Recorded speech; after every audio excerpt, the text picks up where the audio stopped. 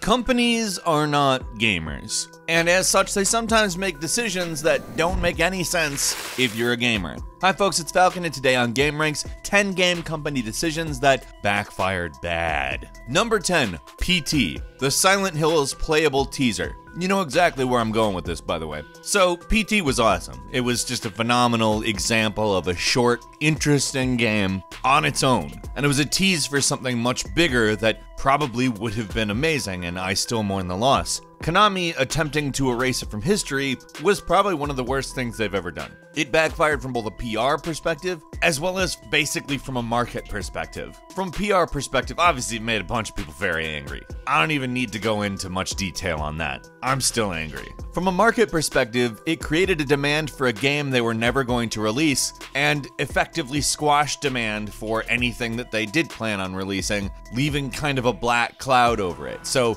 when you consider that Metal Gear Survive kinda sucks, it also had the detriment of not being Silent Hills, the thing Konami owned, which had a clear market demand. It was just a dick move all around, and in no way did it work out for them. Number 9, Crysis II. For a little bit of backstory, Crysis I was basically a no-holds-barred PC explosion. It had a reputation of pushing graphics cards to their limit, and for a long time was still looked at as a benchmark. It was very open-ended, you had a lot of choice, and it was regarded as a game where the possibilities were endless. Now, were they endless? Not necessarily, but by the standards of that time, it was a wild game. Crysis II, not so much. Crysis II was pared back as to work on game consoles as well as PC, and when your brand is video card melter, and you basically make a super linear console game and release it on PC as well, and you only support DirectX 9, which was at that point an outdated technology, it's a big reversal of the kind of underlying ethos that influenced the game, and even the CEO of Crytek said, yeah, that backfired. Number 8, the Watch Dogs downgrade. Yeah, you remember the gameplay demo of Watch Dogs, which was like gorgeous? The demo was shown at E3 2012, and even by today's standards, it's still like a really pretty demo, at least in my opinion. And when the game came out, it really barely looked anything like that. Stylistically, maybe it looked similar, but the lighting and the effects were really nothing like that demo. And part of that could be attributed to the fact that Ubisoft Montreal did not want to show the game in 2012. It was at the stage where they were still kind of pushing boundaries and knew that they were going to have to pare things back, but at least Ubisoft said they learned their lesson. Their CEO, Yves Guillemot, I'm sure I'm mispronouncing that and I apologize, said with E3 2015, we said, okay, let's make sure the games are playable, that they're running on the target machines. Instead of just kind of wild tech demos and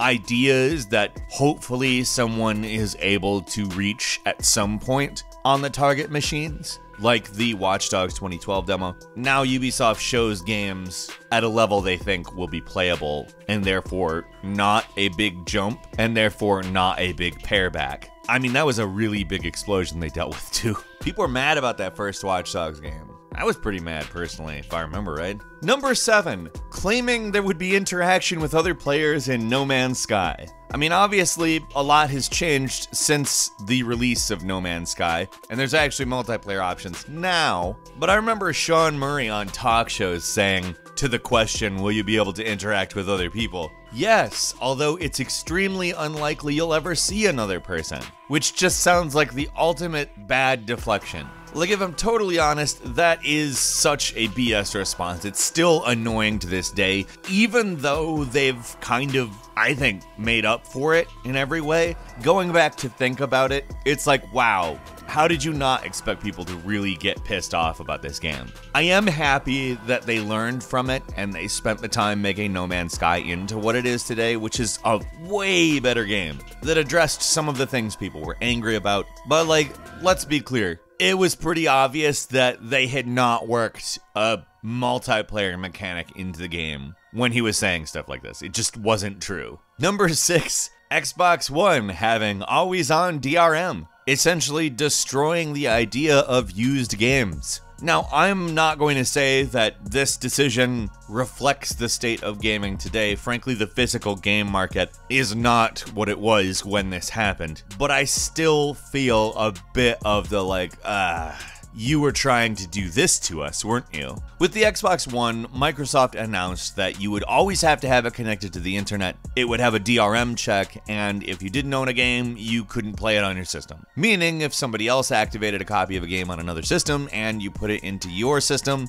even though it was a physical copy of the game, you weren't gonna play it. Meaning used games were pretty much done. Yeah, people absolutely went apeshit over this one, and rightfully so. I mean, at this point in time, we were still looking at games as a physical object you purchased from the store and owned. But over time, that relationship has changed, making it so we don't really own games, we own licenses to play games, which is weird. Honestly, this backfired as a PR nightmare for Microsoft, and this wasn't implemented on Xbox, but as we move to a digital download economy, it's getting closer to this. So maybe make some noise in the way we did back for the Xbox One because that was a spectacular backfiring that changed the course of things, at least temporarily. Do we have another of that in us, folks? Number 5, the Arkham Knight PC port outsourcing. Now there's one fact, one simple thing that you can say that makes everything make sense regarding the PC version of Batman Arkham Knight, which was terrible.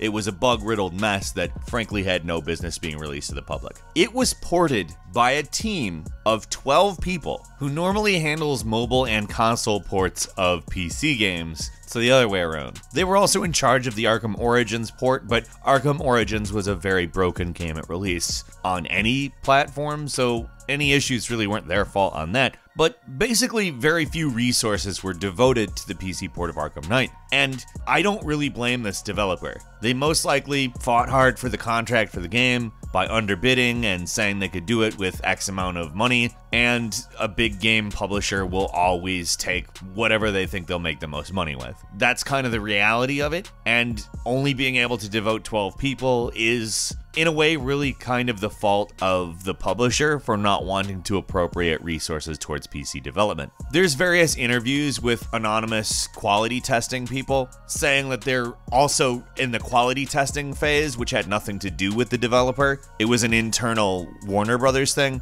Almost no people or resources were dedicated to the PC version. They just basically thought it was good enough no matter how, because there wasn't going to be as many people playing it on PC anyway, which turned out not to be true, and it was a huge debacle. It blew up in their face. And Rocksteady actually ended up having to do all of the fix work. This is basically what happens when you outsource the PC port of a game to a company that doesn't have familiarity with the code, and you don't give them much resources to put labor towards it. Number 4, 3 words. Steam paid mods. Like, that's basically everything you need to know about this one. They decided to make it so that mods would be a paid thing. Traditionally, mods are a community thing that have nothing to do with markets or profit or anything like that. And while I do like the idea of a modder getting paid for their labor, I don't like the idea of it basically being an enforced thing by the overarching platform, Steam in this case, where mods are a thing you pay for. That changes the dynamic from hobbies and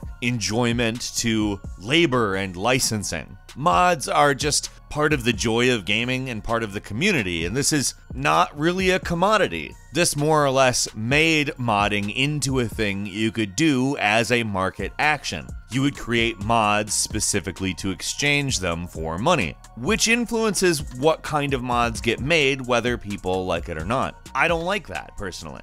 And I wasn't alone. Yeah, this is one of the things that I can remember the most virulently angry response to of any random, like, non-content oriented thing. Like, you get pulling PT down. People understand why that makes people angry. But if you said, yeah, they made mods a thing where you pay, I think a lot of people would have no idea what you meant. But what it ultimately did was change an artistic endeavor, a hobby, a fun thing that people do for the fun of it, into something you had to pay for and also something you expected money for. And I just think that it totally changes the dynamic, and I think everybody knew it was going to do that. So fortunately, that went away. Although, Bethesda, come on, guys. Number 3, speaking of mods, remember when they banned mods from Grand Theft Auto? Yeah, Rockstar issued a cease and desist order to a modding tool called OpenIV, which was, by the way, basically a lot of single-player mods used that. It was a big controversy to the point where 77,000 people signed an online petition, and Grand Theft Auto 5 got review bombed negatively, with people just saying, like, come on,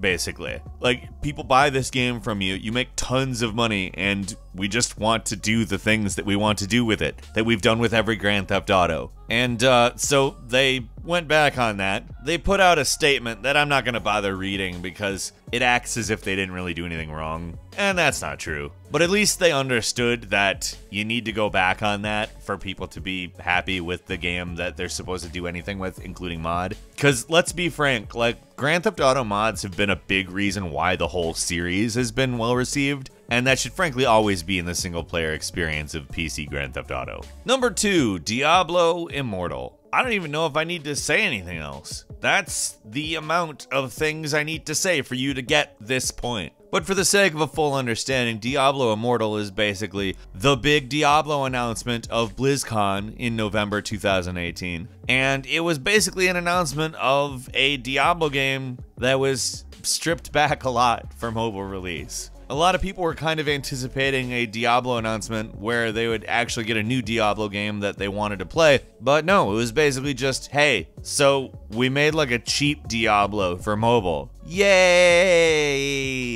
Yeah! Everyone's excited, right? Why do you hate us so much? It's because it's been a while since a mainline Diablo game, that's why. If you had, like, announced this and a mainline Diablo game, I don't think everybody would have been quite as mad. And who knows, it might even be alright. I don't discount the idea that it could be an interesting version of the game, but all the silence really hasn't helped their case, let's just say. And finally, number 1, Star Wars Battlefront 2's loot boxes and microtransactions. Now, you know what really works well as a business strategy? Making it so that to get to the parts of the game you want to get to, like playing as Darth Vader, or any number of other things, takes 40 hours of gameplay, and not fun gameplay, more really laborious grinding gameplay, and you're basically getting currency to open loot boxes on the off chance you could get Darth Vader, which again took on average 40 hours. Did I mention it took 40 hours? Well, it took 40 hours.